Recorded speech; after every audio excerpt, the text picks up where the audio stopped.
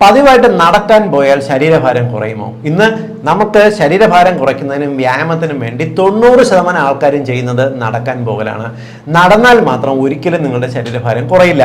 അമിതവണ്ണമുള്ള ഒരാൾ ദിവസവും നടക്കുന്നുണ്ടെങ്കിൽ അവർക്ക് നടുവേദനയും മുട്ടുവേദനയും വരുമെന്നല്ലാതെ അവർ ഉദ്ദേശിക്കുന്ന ബെനിഫിറ്റ് കിട്ടില്ല. കാരണം 1 കിലോമീറ്റർ നമ്മൾ സാധാരണ സ്പീഡിൽ നടന്നു കഴിഞ്ഞാൽ ഏകദേശം 40 കാലറി ഊർജ്ജം മാത്രമേ കത്തിപ്പോകത്തുള്ളൂ. അത് നിങ്ങൾക്ക് പ്രത്യേകിച്ച് വണ്ണം കുറയാൻ ഒരു തരത്തിലും ഉപകാരപ്പെടത്തില്ല. വെയിറ്റ് കുറയണമെന്നുണ്ടെങ്കിൽ ഏറ്റവും കുറഞ്ഞത് നിങ്ങൾ 1 കിലോമീറ്റർ ഓടുകയെങ്കിലും ചെയ്യണം.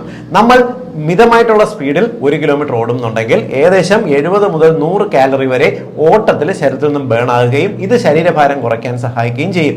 അങ്ങനെ നടത്തവും ഓട്ടവും കൂടി ചേർന്നിട്ടുള്ള ഒരു വ്യായാമമായിട്ട് മുന്നോട്ട് പോയാൽ മാത്രമേ നിങ്ങൾക്ക് നടത്തത്തിലും ഓട്ടത്തിലും അല്പമെങ്കിലും ശരീരഭാരം കുറയ്ക്കാൻ സാധിക്കത്തുള്ളൂ.